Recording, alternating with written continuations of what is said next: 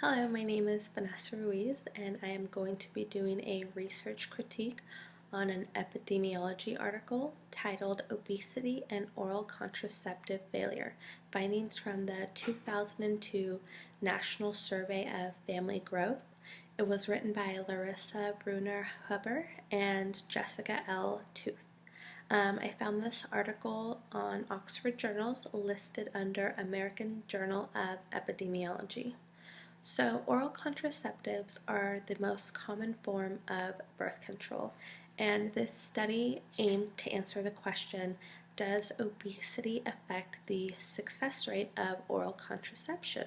So, scientists wanted to find a correlation between an unhealthy body mass index, a BMI, and the failure rate of oral contraception. So the hypothesis of this experiment was that oral contraceptives did react to a higher BMI, body mass index, as opposed to a lower BMI. They wanted to basically answer if a higher BMI would lead to an unplanned pregnancy as a result of decreasing the effects of birth control. When used correctly, oral contraception has a 99% success rate in protecting against pregnancy. But at the same time, 90% of unplanned pregnancies occur in women who claim to be on some sort of contraception.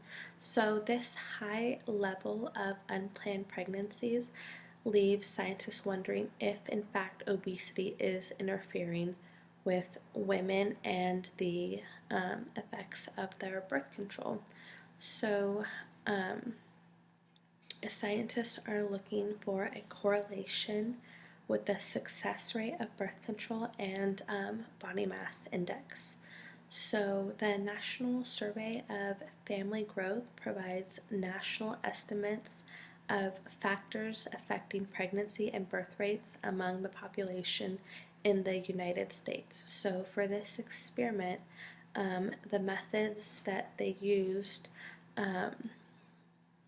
were having a total of 12,571 men and women that were used as a national probability sample. And for this sample, the subjects gave a report of their height and their weight, and from those numbers, their BMI was calculated. They were then interviewed and given calendars so that they could go back and give in-depth histories of their previous contraception methods. So once this was done, the groups were divided in two different categories by BMI. So there was an underweight category, a normal category, an overweight category, and an obese category. And these parameters were used due to the fact that they are the most common and widely used parameters regarding studies of contraception. So the following self-reported variables were considered as potential factors. So they used age, marital status, education, poverty level, race, ethnicity, and future pregnancy intention. So once they had these numbers, they just followed the subjects to get their results. So the participants that were used, they resulted in 142 oral contraception failures. So for the experiment, oral contraceptive failure was defined as contraception that occurred while taking oral contraceptives. So the population-based study was unable to find any sort of real correlation between obesity and the effects of oral contraceptive. There just wasn't enough evidence to prove that obesity was the cause of oral contraceptives not being effective.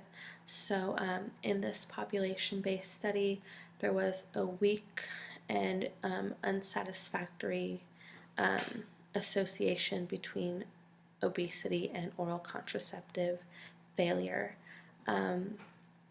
However, this is not what the hypothesis predicted.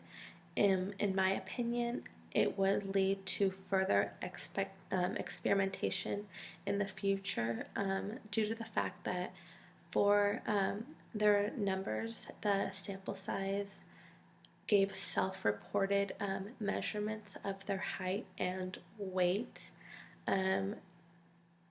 I feel that this would lead to a inaccurate documentation due to the fact that most people exaggerate their height and give a lower number for their weight.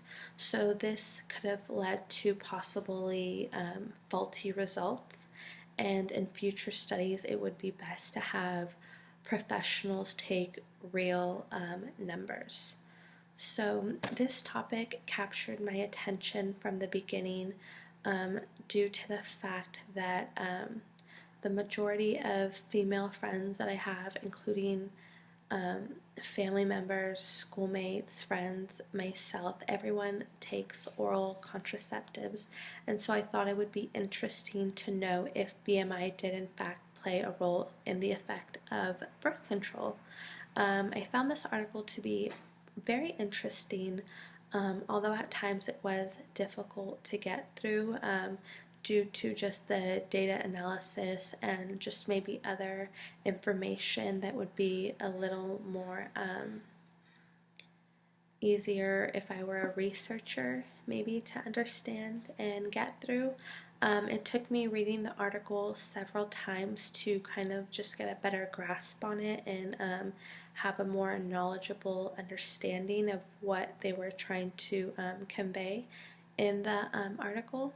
So I thought that the strength was that although the information was in a clear manner, I figured that out after going back and kind of analyzing everything that the article was saying. Things did become much more clear to me.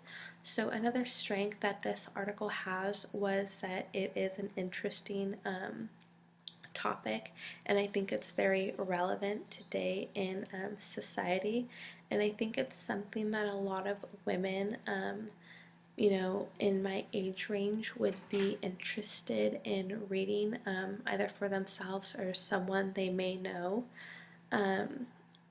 Its weakness, in my opinion, was some information did seem out of place or unnecessary to a reader like myself. I personally found it difficult to see how all the information was relevant. I was unable to see the benefit of having men tested in this experiment. I did not understand why they were used as a subject due to the fact that they do not take birth control. I thought it was a little bit odd that they were conducted in the survey. But other than that, I did really like this article. That is my research critique. Thank you.